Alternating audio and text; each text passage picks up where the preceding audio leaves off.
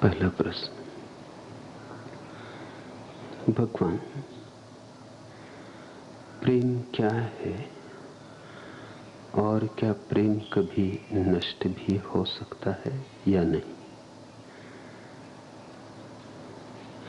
राम किशोर।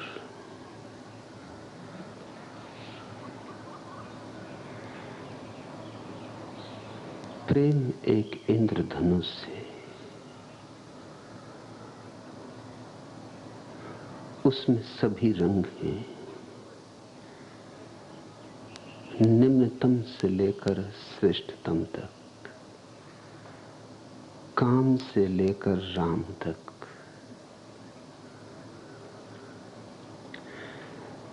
प्रेम कोई एक आयामी घटना नहीं है, बहुआयामी है। मूलतः 3 आयाम समझ लेने जरूरी है। पहला आयाम तो शरीर का है। शरीर का प्रेम नाम मात्र को प्रेम है। प्रेम की भ्रांति ज्यादा है। प्रेम का अस्तित्व कम। 1% प्रेम 99% रसायन शास्त्र।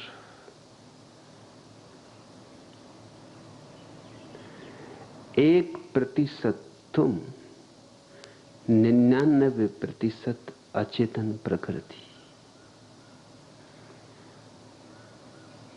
उसी तल पर पशु जीते हैं। उसी तल पर अधिकतम मनुष्य भी जीते हैं। और जिन्होंने प्रेम का पहला तल ही जाना, वे स्वभावतः प्रेम के दुश्मन हो जाएंगे। उस तरह के दुश्मनों ने ही धर्म को विकृत किया है। प्रेम की ऊंचाइयां जानी नहीं, प्रेम की क्षुद्रताओं को ही जाना, और तब प्रेम के विपरीत हो गए, और तब प्रेम से दुश्मनी कर ली, और तब प्रेम की तरफ पीठ करके भाग चले। धर्म के नाम पर इतना पलायनवाद घटा है। धर्म के नाम पर जीवन का विरोध, जीवन की निंदा, जीवन का तिरस्कार ऐसा घनीभूत मनुष्य के मन पर छा गया है कि लोग क्या कहते हैं, क्या करते हैं, क्या सोचते हैं, इस संबंध में कोई संगति भी नहीं रह गई। कल ही मुझे एक पत्र मिला। एक सन्यासी ने, पुराने ढंग के, पुराने ढर्रे के सन्यासी ने लिखा है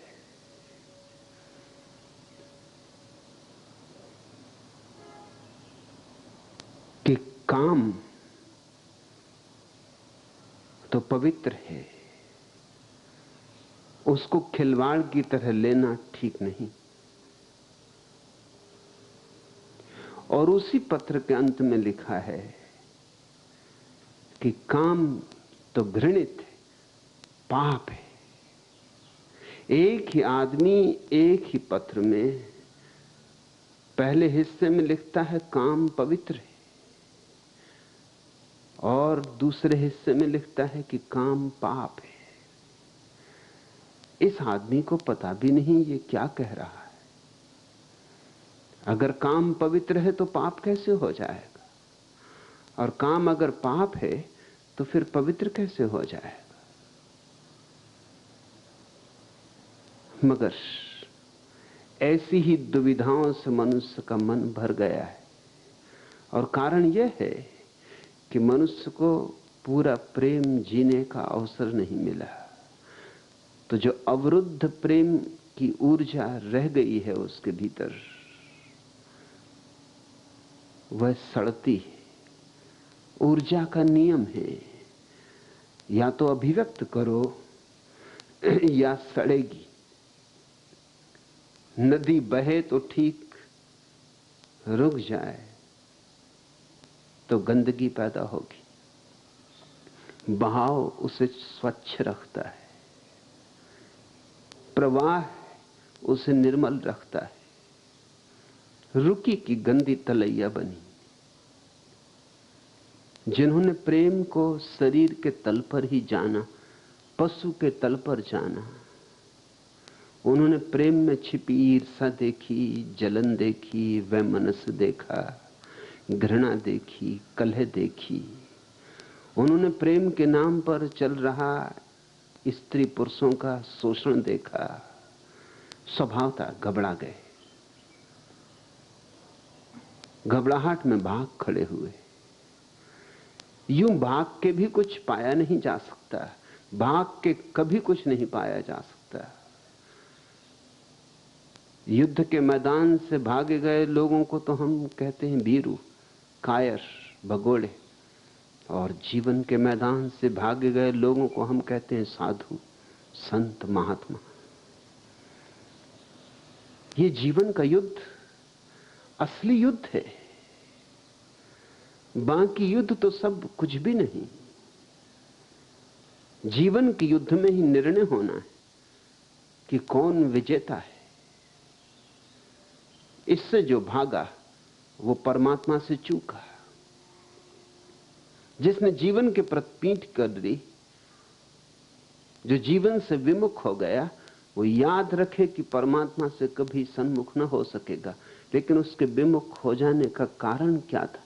कारण यही था कि हमने प्रेम को शरीर के तल पर ही ठहरा दिया है। एक फायदा है प्रेम को शरीर के तल पर ठहरा देने में। वह फायदा यह है कि प्रेम में थोड़ा स्थायित्व आ जाता है। शरीर मन से ज्यादा स्थिर है, बदलता है लेकिन आहिस्ता आहिस्ता बदलता है। वैज्ञानिक कहते हैं 7 वर्ष लगते तब कहीं शरीर बदल पाता है। 70 साल आदमी जिएगा तो 10 बार शरीर बदल जाता है, मगर आहिस्ता आहिस्ता। और इतना छोटा सा हिस्सा रोज बदलता है कि अधिकांश हिस्सा तो पुराना रहता है, इसलिए पुराने की प्रतीति बनी रहती। इसीलिए विवाह ईजाद किया गया कि प्रेम मन के तल तक न पहुंच पाए, शरीर के तल पर ही रह जाए। शरीर के तल पर रह जाने में एक तरह का स्थायित्व है। इसलिए विवाह में हम फिक्र करते हैं और सब बातों की, सिर्फ प्रेम की नहीं। ज्योतिषी से पूछते हैं, जन्म कुंडलियां मिलाते हैं, हस्तरेखाओं की जांच करते हैं, वर के माता पिता, परिजन, वृद्धजन, वधू के माता पिता, परिजन, वृद्धजन, सब तरह का गणित बिठाते हैं, हिसाब लगाते, सब खाता बही जमाते। धन कितना है, पद कैसा है, प्रतिष्ठा कैसी है, कुल कैसा है, भविष्य क्या है, एक बात भर बात कर दी जाती। न तो पूछते हैं जिसका विवाह हो रहा है उससे, न पूछते हैं उससे जिसके साथ विवाह हो रहा है। उन दोनों को बात कर देते हैं। वो बात गौण है, वो व्यर्थ है, उसे बीच में लाना उचित नहीं। उसे बीच में लाने में खतरा है, क्योंकि मन बहुत जल्दी रूपांतरित होता है, क्षण क्षण में बदलता है। तो शरीर पर हमने प्रेम को ठहरा दिया, उसका नाम हमने विवाह रख दिया है, और विवाह को हम पवित्र कहते हैं। विवाह अपवित्र है, इसी कारण अपवित्र है कि वो शरीर पर ही रुका हुआ है, गंदा है। और विवाह की सड़ांध फिर लोगों को भगोड़ा बनाती। ये जो लोग घर द्वार छोड़कर भाग गए हैं, इन्हें कोई संसार से विरक्ति नहीं हो गई। संसार को तो जाना कहां, पहचाना कहां। वृक्षों से विरक्ति हो गई कि फूलों से, कि पहाड़ों से, कि नदियों से, कि चांतारों से। विरक्ति हो गई है विवाह नाम की संस्था से, उसकी सड़ान से। परेशान हो गए, भाग खड़े हुए। और यही भगोड़े महात्मा बन गए हैं, साधु बन गए हैं। फिर ये भगोड़े दूसरों को भगोड़ापन सिखा रहे। और बड़ा मजा है कि यही साधु महात्मा विवाह को पवित्र कहते, यही साधु महात्मा विवाह के लिए आशीर्वाद देने आ जाते। खूब साजिश है। लोगों को विवाह में बांधो, फिर वो परेशान हो, पीड़ित हो, दुखी हो, तो फिर उनको मार्ग बताओ संसार त्याग का। ये एक ही सिक्के के दो पहलू। ये तुम्हारा पुराना विवाह और ये तुम्हारा पुराना सन्यास, एक ही रोग के दो अंग। और इसलिए साधु महात्मा नहीं चाहेंगे कि विवाह दुनिया से विदा हो जाए, क्योंकि विवाह जिस दिन विदा होगा उसी दिन तुम्हारे तथाकथित साधु सन्यासी भी विदा हो जाएंगे। क्योंकि इनको फिर संसार से विरक्त करने वाली चीज कौन सी बचेगी? संसार से इन्हें कौन घबरा देता है? यह तुम देखो, पुरुष भागे, स्त्री नहीं भागी। उसका कारण स्त्री की क्षमता और सहनशीलता पुरुष से बहुत ज्यादा है, और कोई कारण नहीं। मुझसे लोग पूछते हैं कि क्यों स्त्रियां बुद्ध नहीं हुई, महावीर नहीं हुई, कृष्ण नहीं हुई, राम नहीं हुई? उनकी सहनशीलता पुरुष से ज्यादा है। यह गौरव की बात है, इसमें कुछ अगौरव नहीं। उनमें एक धैर्य है, अपार धैर्य है, जो पुरुषों में नहीं है। वैज्ञानिक भी इस बात से सहमत है। स्त्रियां कम बीमार पड़ती हैं पुरुषों की बजाय, पुरुष दुगने बीमार होते हैं स्त्रियों की बजाय। स्त्रियां कम पागल होती हैं पुरुषों की बजाय, पुरुष दो गुने पागल होते हैं स्त्रियों की बजाय। स्त्रियां कम आत्मघात करती हैं, पुरुष ज्यादा आत्मघात करते हैं, दो गुने। ये दो गुने का अनुपात हर दिशा में लागू है। स्त्री में एक तरह की समतुलता है, एक तरह का धैर्य है, एक तरह का प्रसाद है। जरूरी था, क्योंकि उसे 9 महीने बच्चे को पेट में रखना है। कौन पुरुष 9 महीने बच्चे को पेट में रखने को राजी होगा? फिर 9 महीने पर ही बात खत्म नहीं होती, फिर बच्चे को बड़ा करना है। रात में 10-15 बार जगाएगा तो भी मां जग आती, फिर सो जाती। पुरुष को 10-15 बार जगाओ, संसार से विरक्ति हो जाएगी।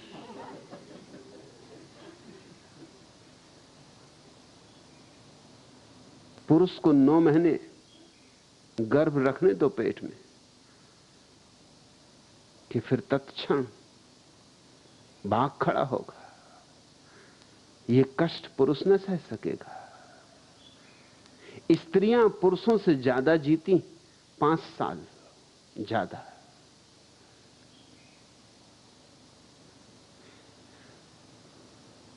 दस 12-15 बच्चों को जन्म देने के बाद, बड़ा करने के बाद भी 5 साल ज्यादा जीती। घर का सारा उपद्रव झेलने के बाद, घर गृहस्थी की सारी झंझटें झेलने के बाद फिर भी 5 साल ज्यादा जीती। पुरुषों से ज्यादा देर में वृद्ध होती, ज्यादा समय तक युवा रहती, ज्यादा समय तक सुंदर रहती, सारी असुविधाओं के बीच में। कारण है प्रकृति ने उन्हें सहने की क्षमता दी और इसलिए स्त्रियां भागी नहीं, जिंदगी से विमुख न हुई। स्वभावतः स्त्रियों में उस तरह के महात्मा और साधु पैदा ना हो सके जिस तरह के पुरुषों में हुए। लेकिन मैं इसे गौरव की बात मानता हूं, अगौरव की नहीं। ये पुरुषों के संबंध में अगौरव है कि इनमें भगोड़े ज्यादा पैदा हुए और ये पुरुष, ये महात्मा, ये साधु संत, इनके वक्तव्य देखो क्या है। इनके सारे वक्तव्य स्त्री विरोधी, शास्त्रों में सिवाय स्त्री के निंदा के और कुछ भी नहीं। तो उससे एक बात तो जाहिर होती है कि ये सारे लोग स्त्री से पीड़ित रहे, स्त्री से घबराए रहे, ये स्त्री को ही छोड़ के भागे हैं, इतना तय।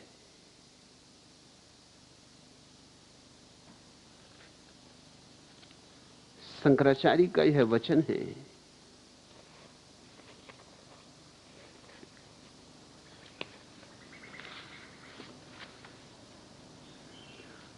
तत्वम किमेकम शिवम अद्वितीयम किमुत्तमं सच्चरित्रम यदस्ति त्याज्यम सुखम किम स्त्रियमेव सम्यक देयम परम किम त्वभयम सदैव। एक तत्व क्या है?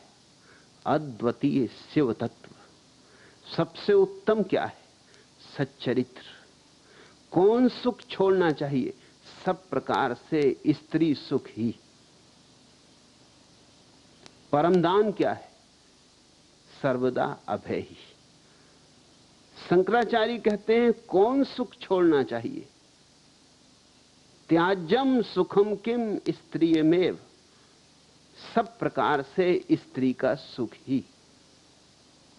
जैसे सारा सुख शंकराचार्य के मन में स्त्री का सुख ही होकर रह गया है।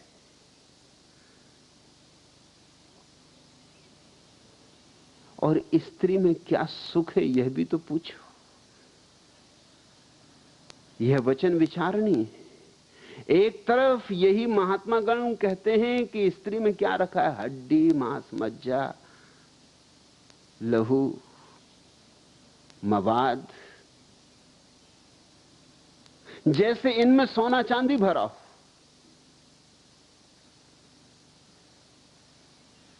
हीरे जवाहरात भरे हो। और दूसरी तरफ ये भी कहते हैं कौन सुख छोड़ना चाहिए? इनको सुख भी कहां दिखाई पड़ रहा है? वहीं हड्डी, मांस, मज्जा, रक्त, मवाद, वहीं सुख भी दिखाई पड़ रहा है। सब प्रकार से स्त्री का सुख ही। मन कहां अटका है इस सूत्र में जाहिर है। और ये सूत्र अकेला नहीं, तुम्हारे शास्त्र इसी तरह के सूत्रों से भरे। ये जिन लोगों ने भी लिखे होंगे, ये स्त्री को भाग के लिखे गए सूत्र हैं। स्त्री को जानकर नहीं, पहचान कर नहीं। स्त्रियों को इतनी गालियां दी हैं, ये गालियां इस बात का सबूत है कि अभी भी कांटा चुभता है, अभी भी मन मुक्त नहीं हुआ है, कहीं अटका हुआ है। अभी भी सुख स्त्री में ही दिखाई पड़ता है। तो पहले तल का प्रेम तो शरीर का है, वह पाश्विक है। जो उस पर ही रुकेगा उसे आज नहीं कल इन भगोड़े साधु सन्यासियों से राजी होना पड़ेगा। दूसरा तल मन का है। थोड़े से लोग मन के तल पर प्रवेश करते, मन के तल पर खतरा है, मन क्षणभंगुर है। अभी प्रेम, अभी सब फूल खिले और अभी पखरियां झर गई, अभी सुबह और अभी सांझ हो गई। मन का कोई भरोसा नहीं। मन यूं है जैसे पानी पे कोई लकीरें खींचे। लेकिन मन का प्रेम शरीर के प्रेम से ज्यादा ऊंचाई का है। वही फर्क है जो गुलाब के फूल में और उसके ही पास पड़ी हुई चट्टान में। चट्टान सुबह भी वही है, सांझ भी वही है, कल भी वही होगी। गुलाब का फूल सुबह खिला था, दिन हवाओं में नाचा, सूरज से थोड़ी गुफ्तगू की, किरणों में थोड़ा गीत गाया, गुनगुनाया, और सांझ पखरियां गिर गईं और सांझ फूल विदा हो गया।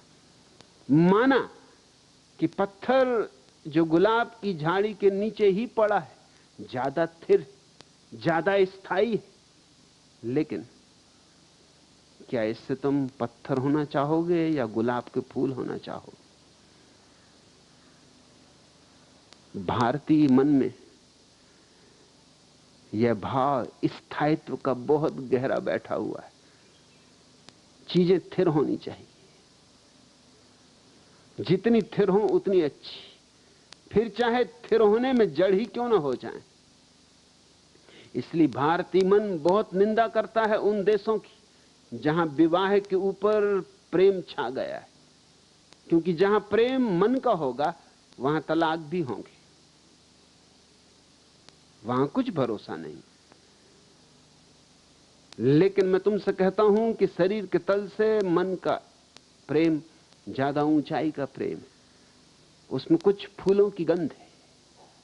शरीर के तल पर सपाट है मामला, जैसे कोलतार की सीधी सपाट सड़क, न कोई मोड़ आते, न कोई ऊंचाइयां आती, न कोई नीचाइयां आती।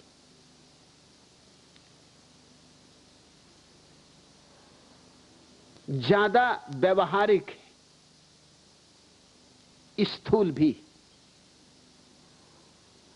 लेकिन मन का प्रेम यूं है जैसे पहाड़ों के शिखर, जैसे गौरी शंकर की ऊंचाइयां। लेकिन जहां गौरी शंकर की ऊंचाइयां होंगी वहीं पास में गहरी खाइयां भी होंगी। बिना खाइयों की ऊंचाइयां नहीं हो सकती, और बिना ऊंचाइयों के खाइयां नहीं हो सकती। तो जो लोग मन के प्रेम के तल पर उठेंगे उनको स्थायित्व का मोह छोड़ना पड़ेगा। तो उनके जीवन में प्रेम के गहरे अनुभव भी होंगे, प्रेम के शिखर भी उठेंगे, और उन्हें प्रेम का विषाद भी झेलना पड़ेगा। विवाह में न प्रेम का कोई गहरा अनुभव है, न कोई विषाद है। एक काम चलाऊ दुनिया है, एक दुकानदारी। विवाह में और वेश्या में मैं कुछ भेद नहीं करता हूं। वेश्या यूं समझो कि जैसे कुछ देर के लिए किया गया विवाह है, जैसे टैक्सी में सवार हुए, और विवाह यूं है जैसे अपने घर में ही कार रखी, प्राइवेट नंबर और टैक्सी का नंबर, मगर दोनों ही पैसे की बात है, दोनों में कुछ बुनियादी भेद नहीं। इसलिए जिन देशों में विवाह की प्रथा है उन देशों में वेश्या की प्रथा भी रहेगी। अब ये हमारा देश है जो सदियों से विवाह में जी रहा है, और साथ ही वेश्याएं पल रही और धर्म के नाम पर भी पल रही। भारत के मंदिरों में देवदासियां होती रही, अब भी हैं। देवदासियों का नाम ही देवदासी है, वेश्याओं के लिए अच्छा दिया नाम। हम नाम देने में कुशल हैं, हम सुंदर शब्दों की आड़ में भद्दी असलियतियों को छिपाने में बड़े कारीगर हैं। देवदासियां मंदिर में रही वेश्याएं थी, ये मंदिर के पुजारियों के काम आती और मंदिर में जो ग्राहक पूजा करने आते उनके काम आती। न मालूम सदियों तक भारत के अनेक हिस्सों में यह प्रथा थी कि जब पहले दिन विवाह करके कोई युवक घर लौटे तो उसकी पत्नी पहली रात, सुहाग रात, मंदिर के देवता के साथ बिताए। देवता बेचारे क्या करेंगे, वो पत्थर के देवता हैं। देवता के नाम पर मंदिर का पुजारी उसे भोगेगा। वो तो बेचारा एजेंट है, वो तो मंदिर के देवता का उपकरण मात्र है, निमित्त मात्र है, उसके माध्यम से देवता ही भोगते। क्या जालसाजियां, क्या बेईमानियां, और कितने अच्छे अच्छे नामों की आड़, मंदिर, देवदासी, पुजारी, देवता, और खेल सब चल रहा है वही क्षुद्रता का। जिन देशों में प्रेम ने विवाह का स्थान ले लिया वहां तलाक अनिवार्य हो गया, और जैसे जैसे प्रेम और तलाक गहन होते जाएंगे वैसे वैसे वैश्या विदा हो जाएगी। वैश्या विवाह का अंग है, अनुसंग है। वैश्या का अर्थ है ये अपनी पत्नी से छुटकारे का तो कोई उपाय नहीं, अपने पति से तो छुटकारे का कोई उपाय नहीं। जब कोई उपाय नहीं है तो फिर पीछे का कोई दरवाजा खोजो। तो पुरुषों ने अपने लिए दरवाजा खोज लिया था, वैश्या खड़ी कर ली, और स्त्रियों के लिए तो कोई सवाल ही नहीं उठता, उनको तो सब तरफ से कारागृह में डाल दिया है। लेकिन जिन देशों में स्त्रियां मुक्त होने लगी, जैसे अमेरिका में, इंग्लैंड में, वहां जान के तुम्हें हैरानी होगी, वहां पुरुष वैश्याएं भी उपलब्ध हो गई। जैसे स्त्रियां वैश्याएं होती हैं वैसे पुरुष वैश्याएं, कहना चाहिए वैश्य।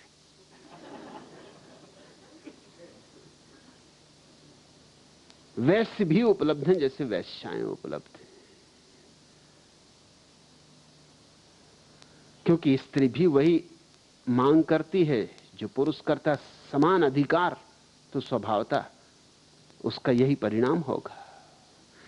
प्रेम बढ़ेगा तो विषाद भी बढ़ेगा। लेकिन भारतीय साधु संत पश्चिम में बढ़ते हुए प्रेम और तलाक की खूब निंदा करते हैं कि देखो प्रेम का क्या परिणाम हो रहा है। इससे तो हमारे ऋषि मुनि जो विवाह की व्यवस्था देगा वही अच्छी थी। अच्छी थी इस अर्थों में कि स्थायी थी, अच्छी थी इस अर्थों में कि व्यवसायिक थी, सपाट थी, खतरे नहीं थे, सुरक्षित थी। लेकिन जीवन जितना सुरक्षित हो जाता उतना ही मुर्दा हो जाता। तुम पूछते हो रामकिशोर कि प्रेम क्या है, तो एक तो प्रेम है शरीर के तल का जो कि पाश्विक है, पशुओं जैसा है, और विवाह के नाम पर जो चल रहा है वही प्रेम है। और दूसरा प्रेम है मन का, जो ज्यादा काव्यात्मक है, ज्यादा मानवीय है। लेकिन फिर तुम दूसरी बात भी पूछते हो कि क्या कभी प्रेम नष्ट भी होता है या नहीं। शरीर के तल पर जो प्रेम है उसमें तो नष्ट होने का कोई सवाल उठता नहीं। वहां प्रेम ही नहीं तो नष्ट क्या, खाक होगा। पहले फूल तो खिलने चाहिए, तब तो मुरझाएंगे। कागज के फूल होंगे तो मुरझाएंगे क्यों, और प्लास्टिक के फूल हुए तब तो मुरझाने का कोई सवाल ही नहीं उठता। विवाह प्लास्टिक का प्रेम है, प्लास्टिक का फूल। रोज धो लो नया ताजा, धूल झाड़ दो फिर नया फिर ताजा, वही रंग वही ढंग, हालांकि गंध नहीं होती, खिलता नहीं, और सिर्फ आदमियों को धोखा दे सकता है, किसी मधुमक्खी को धोखा ना दे सकेगा, कोई तितली धोखा ना खाएगी। आदमी भर मूड है कि धोखा खा सकता है। दूसरा प्रेम तो क्षणभंगुर होगा, मगर उसकी क्षणभंगुरता भी पहले प्रेम की स्थायित्व से ज्यादा मूल्यवान है,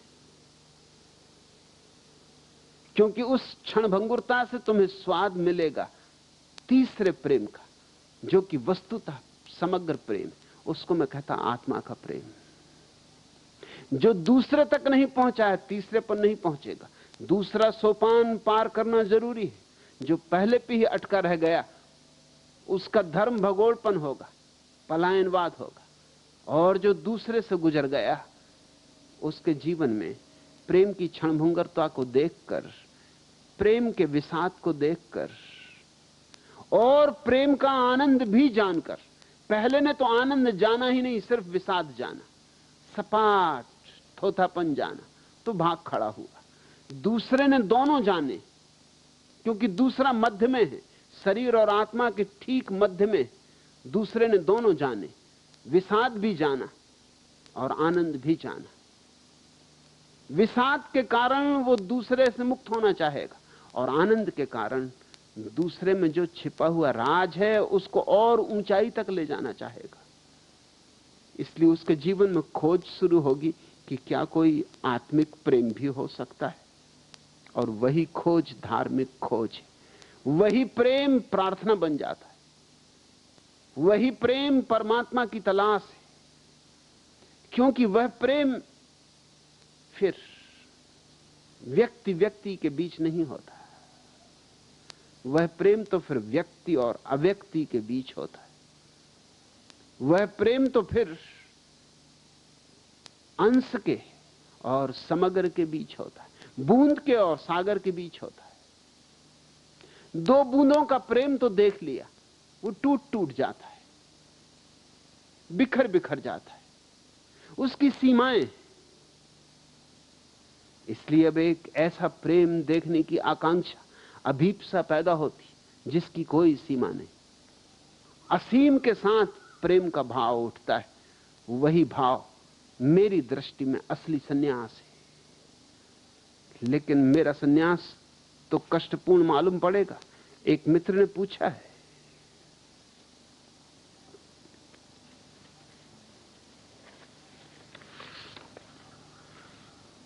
नाम है मित्र का पंडित लज्जाशंकर झा। पूछा है, कल आपके आश्रम को देखकर मन को बड़ी पीड़ा हुई। यह कैसा आश्रम? न कोई मंदिर, न कोई पूजा पाठ, न कहीं चिंतन मनन, न कहीं यज्ञ हवन। सुबह हरि कथा के स्थान पर साधु संतों, शास्त्रों पुराणों की खोटी निंदा और हास्य व्यंग। ध्यान के नाम पर हो हल्ला, नाचना गाना। लगता है नए के नाम पर सब चलता है, चलती का नाम गाड़ी। क्या ऐसे आश्रम को आश्रम, ऐसे ध्यानों को ध्यान कहा जा सकता है? पंडित लज्जाशंकर झा, जब तक मन है तब तक पीड़ा होगी। तुम कहते हो कल आपके आश्रम को देखकर मन को बड़ी पीड़ा हुई। मन लेकर जो यहां आएगा पीड़ा ही लेके जाएगा। मन तो दरवाजे के बाहर ही रखाना चाहिए। और आश्रम तो सिर्फ मजाक में कह दिया, यूं ये मैं कदा है, मधुशाला है। लेकिन आप जैसे पंडितों को फंसाने के लिए नाम रख दिया आश्रम।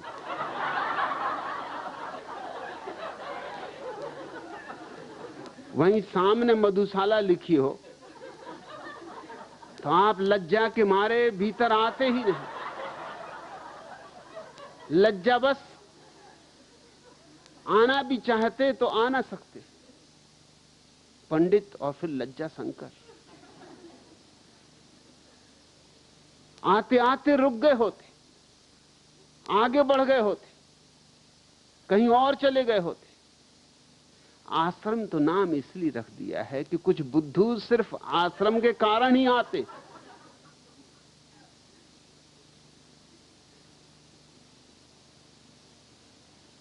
अब मन को पीड़ा तो होगी, क्योंकि तुम जो अपेक्षाएं लेके आए होगे वो यहां कोई भी पूरी नहीं होगी। तुम्हारी अपेक्षा रही होगी कि मंदिर होगा, यहां कोई मंदिर है यहां, मगर तुम्हारी अपेक्षा का मंदिर नहीं। और मैंने कोई ठेका लिया तुम्हारी अपेक्षाएं पूरी करने का? न तुम मेरी अपेक्षा पूरी कर सकते हो तो मैं क्यों तुम्हारी अपेक्षा पूरी करने चलूं? न मैं किसी से कोई अपेक्षा रखता हूं और न किसी की अपेक्षाएं पूरी करने का मैंने कोई जिम्मा लिया है। मैं अपने ढंग से जीता हूं। तुम अपनी लज्जा में डूबो मरो, मुझे अपने गीत गान में मस्त रहने दो। तुम्हारी लज्जा तुम्हें मुबारक, तुम अपना घूंघट डाल लो, बुरके में जियो कि कहीं ऐसी गलत सलत चीजें दिखाई ना पड़ जाएं। तुम्हें कोई मंदिर ना दिखाई पड़ा, तुम्हें दिखाई नहीं पड़ेगा। मंदिर देखने के लिए यहां जरा सूक्ष्म आंखें चाहिए। तुम सोच रहे हो कि घंटा इत्यादि बज रहा होगा, मूर्ति वगैरह रखी होगी, हनुमान जी बैठे होंगे, तो तुम एकदम साष्टांग दंडवत करते, एकदम हनुमान चालीसा बकने लगते। लेकिन ऐसा कोई मंदिर तुम्हें दिखाई पड़ा नहीं कि बैठे हैं गणेश जी चूहा के ऊपर सवार, न शंकर जी दिखाई पड़े, तुम्हें कुछ भी दिखाई ना पड़ा, न कोई पूजा न कोई पाठ। यहां पूजा पाठ ही चल रहा है सतत 24 घंटे अहिर्निश, लेकिन यहां की अपनी पूजा है, अपना पाठ है, यहां की अपनी शैली है, अपना रंग है, अपनी भाषा है, अपना ढंग। तुम अपनी अपेक्षाएं लेके आए इसलिए पीड़ा लेके जाओगे। इसमें मेरी मजबूरी है, मैं क्या कर सकता हूं। अपेक्षाएं लेके आओ ही मत, निष्पक्ष आके पक्षपात रहित होके अगर देखो तो पूजा भी मिलेगी, पाठ भी मिलेगा, मंदिर भी मिलेगा। और कहते हो न कहीं चिंतन न मनन। यहां चिंतन और मनन से ही तो मुक्त होने की चेष्टा की जा रही। मनन से ही तो मन बनता, वही तो पीड़ा दे रहा पंडित लज्जा शंकर झा। और अभी भी मनन करना है, यहां मनन से मुक्त होना है। मनन से मुक्ति का नाम ही तो ध्यान है। चिंतन मनन ध्यान तो नहीं। ध्यान का अर्थ है अमनी अवस्था, जहां न मनन रहा, न चिंतन रहा, न विचार रहा, न विकल्प रहे, न कोई धारणाएं रही। वहीं तो ध्यान का नया लोक, नया आकाश आविर्भूत होता है। और कहते हो न कहीं यज्ञ हवन। यहां कोई पागल इकट्ठे हुए कि यज्ञ हवन करे। आग जला के क्या लेना है? ऐसे ही भूखा मर रहा है देश, अब और आग में घी जलाना, गेहूं फेंकने, चावल छिड़कने, मूर्खताएं काफी नहीं हो चुकी? तुम अपनी मूर्खता में मुझे भी सम्मिलित करना चाहते हो? मुझे बख्शो, अपने घर यज्ञ हवन जो तुम्हें करना हो करो। और तुम कहते हो सुबह हरि कथा के स्थान पर साधु संतों, शास्त्रों पुराणों की खोटी निंदा और हास्य व्यंग। साधु संतों की निंदा नहीं हो रही, लफंगों की निंदा हो रही। तुम उनको साधु संत कहते हो, मगर मैं मानूं तब ना। तुम्हारे साधु संत मेरी दृष्टि में साधु संत नहीं है। अगर मेरे सन्यासी तुम्हारी दृष्टि में सन्यासी नहीं है, तो क्यों अपेक्षा रखते हो कि मेरी दृष्टि में तुम्हारे साधु संत हो? तुम्हारे साधु संतों में मैं कुछ साधुता नहीं देखता, कोई संतत्व नहीं देखता। सब तरह का दंभ देखता हूं, अहंकार देखता हूं, थोथापन देखता हूं, पोंगापंथी देखता हूं, तोता रटंत बकवास देखता हूं। तो कैसे उनकी प्रशंसा करूं? किस कारण से उनकी प्रशंसा करूं? प्रशंसा करने योग जब भी कुछ होता है तो जरूर मैं प्रशंसा करता हूं, फिर वो किसी ने भी कहा हो, फिर मैं कोई संकोच नहीं करता कि किसने कहा है। लेकिन सिर्फ तुम साधु संत मानते हो, इससे कुछ हल हो जाएगा? जैनों ने तुम्हारे कृष्ण को नरक में डाला हुआ है, क्योंकि उन्हें वो साधु संत नहीं मालूम पड़े। बराबर नरक में डालने के हकदार किताबें उनकी हैं। जिस आदमी ने महाभारत का युद्ध करवा दिया, इतनी भयंकर हिंसा करवाई, लहू की नदियां बहवा दी, और जिस आदमी के कारण फिर भारत कभी खड़ा नहीं हो सकता, रीढ़ ही टूट गई, उस महाभारत के बाद भारत दीन और दुर्बल होता चला गया। अगर जैनों ने कृष्ण को नरक में डाल दिया तो कुछ आश्चर्य तो नहीं। वो जैनों को साधु नहीं मालूम पड़े। जो आदमी 16,000 स्त्रियों को भगा लाया, दूसरों की विवाहित स्त्रियों को जोर जबरदस्ती से ले आया, वो अगर जैनों को साधु नहीं मालूम पड़े तो क्या आश्चर्य। कौन साधु है? किसको साधु कहते हो? साधु की तो व्याख्या करनी होगी ना, कि बस साधु संत कह दिया मामला हल हो गया।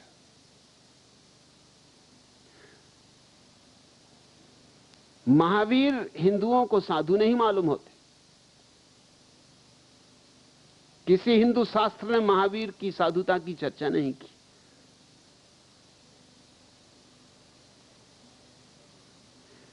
बौद्धों को महावीर साधु नहीं मालूम होते। बौद्धों ने महावीर का खूब मजाक उड़ाया, अपने शास्त्रों में खूब व्यंग कसे। उनकी अपनी परिभाषा है साधु की। जैन कहते हैं कि महावीर त्रिकालज्ञ, उन्हें तीनों कालों का ज्ञान है, और बौद्ध शास्त्र कहते हैं खूब त्रिकालज्ञ। हमने उन्हें ऐसे घर के सामने भीख मांगते खड़ा देखा है जिस घर में कोई वर्षों से नहीं रहता। जब उनको बताया जाता तब पता चलता है कि घर में कोई है ही नहीं।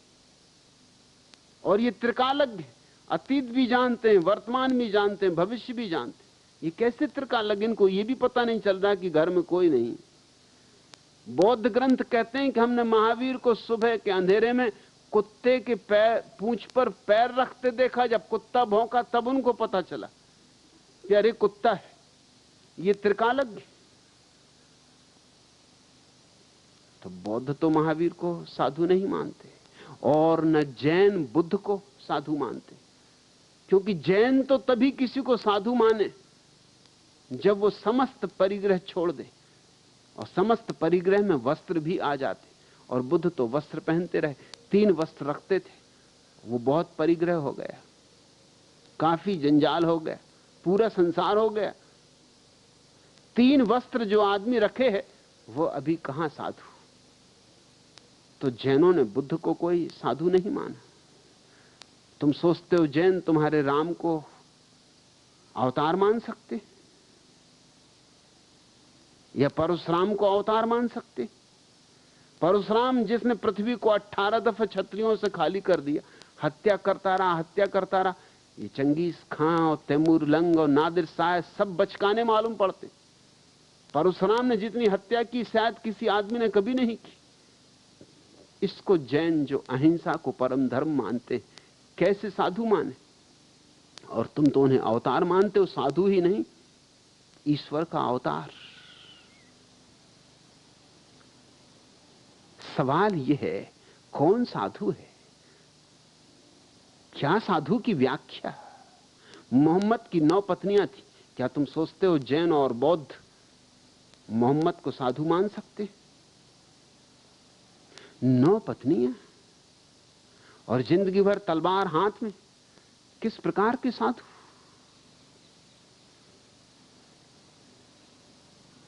कौन निर्णायक है परिभाषा का? बस तुमने तो कह दिया कि सुबह हरि कथा के स्थान पर साधु संतों, शास्त्रों, पुराणों की खोटी निंदा। मेरी अपनी साधु की व्याख्या है। जो समाधिस्थ है वह साधु है। न तो वस्त्रों से मैं तय करता, न तलवारों से तय करता, न सूलियों से तय करता, न उपवासों से तय करता। मेरी तो एक कसौटी है, जो समाधिस्थ वह साधु, और समाधिस्थ जो बोले वह शास्त्र। अब तुम कहते हो कि शास्त्रों पुराणों की खोटी निंदा।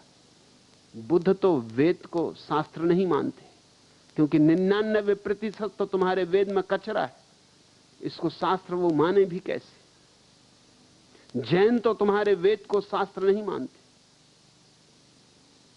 मुसलमान तो तुम्हारी गीता को शास्त्र नहीं मानते, और न ही हिंदू कुरान को शास्त्र मानेंगे, न बाइबल को शास्त्र मानेंगे। इस दुनिया में 300 धर्म है। किसके शास्त्र को शास्त्र माने और किसके शास्त्र को शास्त्र न माने?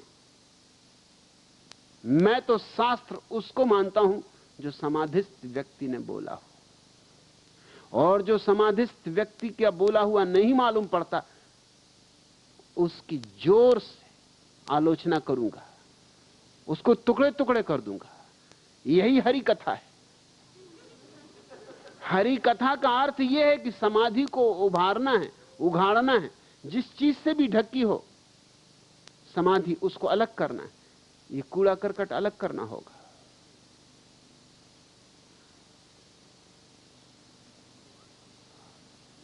तुमको लगती होगी निंदा, क्योंकि तुम्हारे अनुकूल कोई बात न पड़ती होगी, लेकिन तब सोच विचार करो। तुम यहां चिंतन मनन देखने आए, खुद तो थोड़ा चिंतन मनन करो। मैं जो भी कह रहा हूं उसके पीछे कुछ बल है, मेरा अपना अनुभव का बल है। सोचो समझो, प्रयोग करो, और अगर हिम्मत हो तो ध्यान करो, और तभी तुम्हारे पास कसौटी होगी जांचने की कि जो मैंने कहा वो सार्थक था या नहीं। इतने जल्दी लजाओ ना, इतने जल्दी मन को पीड़ा ना दो, इतनी जल्दबाजी में कुछ हल ना होगा। तुम्हारे शास्त्र पुराण, हां कभी कभी उन शास्त्रों पुराणों में कोई हीरा मिल जाता है तो मैं उसे सिर पर उठा लेता हूं, लेकिन इसका यह मतलब नहीं है कि एक हीरे के कारण पूरा कूड़ा करकट से भरा हुआ ट्रक भी धोता फिरूं। हीरे को उठा लेंगे, कूड़े करकट को तो आग लगा देंगे। पारखी की नजर चाहिए। अब तुम्हारे पुराणों में क्या है?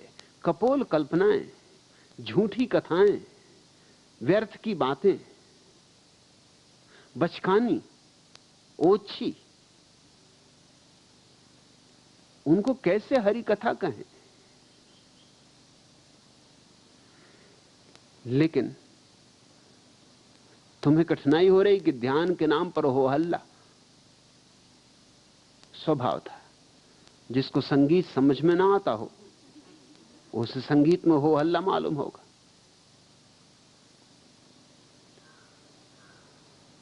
और जिसको मस्ती ना आती हो उसको नाचना गाना ध्यान नहीं मालूम होगा। लेकिन यहां ध्यान और मस्ती का समागम हो रहा है।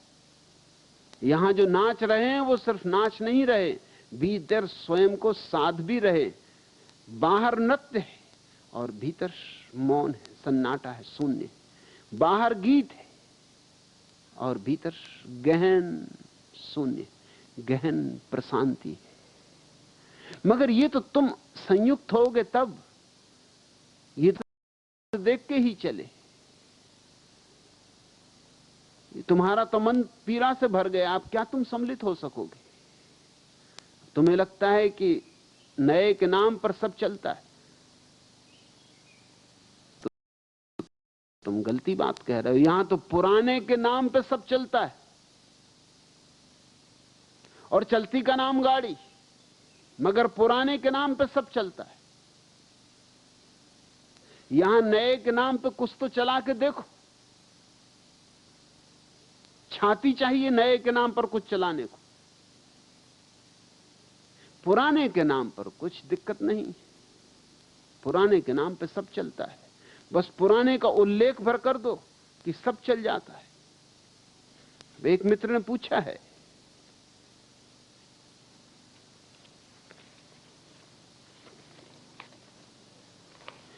कि भगवान, आप कहते हैं कि भगवत्ता है, भगवान नहीं, फिर आप तुलसीदास से सहमत क्यों नहीं? वे भी तो कहते हैं कि सिया राम में सब जग जानी। उनका भी तो वही अर्थ है जो आपका। क्या उनका यह पद भगवत्ता की धारणा को सिद्ध नहीं करता? राम प्रवेश सिंह चौहान,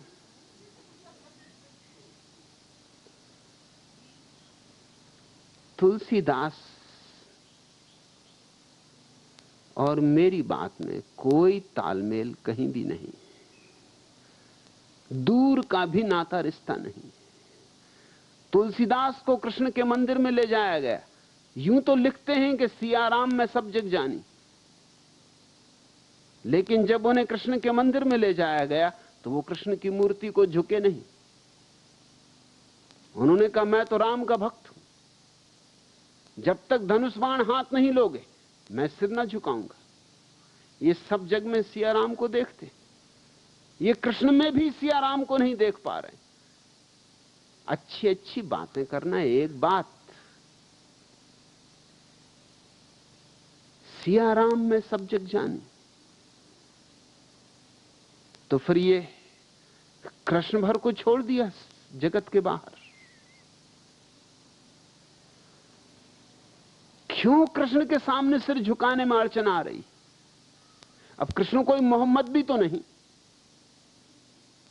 कृष्ण कोई जीसस भी तो नहीं, कोई मूसा भी तो नहीं, कोई महावीर भी तो नहीं, कोई जरथुस्त्र भी तो नहीं। उन्हीं हिंदुओं के अवतार हैं जिनके राम अवतार हैं। कृष्ण के सामने सिर झुकाने में क्या अड़चन आ रही? यही अड़चन आ रही कि वो तो धनुष बाण वाले राम के भक्त हैं,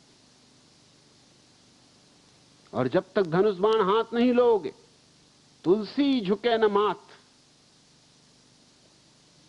ये तुलसी का माथा भी शर्त के साथ झुकता है। और अगर सारे जगत में सिया और राम का ही प्रवेश है तो फिर ये ढोल गमार शूद्र पशु नारी ये सब ताड़न के अधिकारी, ये तुलसीदास क्या अफीम खा गए थे जब बोले? जब सब सियाराम में ही है तो ढोल गमार ये भी सियाराम, शूद्र पशु नारी ये भी सियाराम, और ये सब ताड़न के अधिकारी। रामचंद्र जी की पिटाई करोगे, ताड़ोगे, सताओगे। राम प्रवेश सिंह चौहान, थोड़ी बुद्धि का उपयोग करो। मैं जिस भगवत्ता की बात कर रहा हूं, बेचारे तुलसीदास क्या करेंगे उस भगवत्ता की बात? ये तो लकीर के फकीर। मगर पुराने का नाम यहां चलता है, पुराने की साख यहां चलती, नए की नहीं। नए को तो बड़ी अड़चन है। और प्रेम को तुमने पूछा है कि क्या कभी नष्ट होता या नहीं? शरीर का स्थिर होता है क्योंकि होता ही नहीं। मन का नष्ट होता है क्योंकि मन क्षणभंगुर है। लेकिन आत्मा का शाश्वत है क्योंकि आत्मा शाश्वत है। जिस तल पर प्रेम होगा उस तल का ही होगा। शरीर के तल पर काम, मन के तल पर प्रेम, और आत्मा के तल पर प्रार्थना। प्रार्थना शाश्वत है। तुम जिस प्रेम को अभी समझते हो वह तो टिकने वाला नहीं। कोई है, कोई भी तो नहीं, न हवा, न रंग, न गुल, न बू। एहसास, सिर्फ एक एहसास। धूप भी भूल गई हो रास्ता जैसे मेरे घर का। जमे गफीर या खोखली सी भीड़, हर लम्हा मुंजमिद, हर घड़ी साकित। न सुबह न शाम, न दिन न रात। एहसास, सिर्फ एक एहसास, मेरे जिस्म में चुभ रहा है अजनबीपन हर नजर का। एक आवाज कोई तो दे दे, हाय एक दस्तक कोई तो दे दे। ये प्रेम तो जल्दी ही चला जाता, कोई दस्तक देने वाला भी नहीं मिलता। ख्यालो शेर की दुनिया में जान थी जिनसे, फिजाए फिक्र अमल अरगवान थी जिनसे। वो जिनके नूर से सादाब थे महो अंजुम, जिन्होंने इसकी हिम्मत जवान थी जिनसे। वो आरजुएं कहां सो गई हैं मेरे नदीम, वो आरजुएं कहां सो गई हैं मेरे नदीम। वो नासबूर निगाहें, वो नासबूर निगाहें, वो मुंतजिर राहें, वो पास जब्त से दिल में दबी हुई आहें, वो इंतजार की रातें, वो इंतजार की रातें तवील तिरह व तार, वो नीम ख्वाब सबिस्तां, वो मखमली बाहें, कहानियां थीं कहीं खो गई हैं मेरे नदीम। मचल रहा है रगे जिंदगी में खूने बहार, उलझ रहे हैं पुराने गमों से रूह के तार।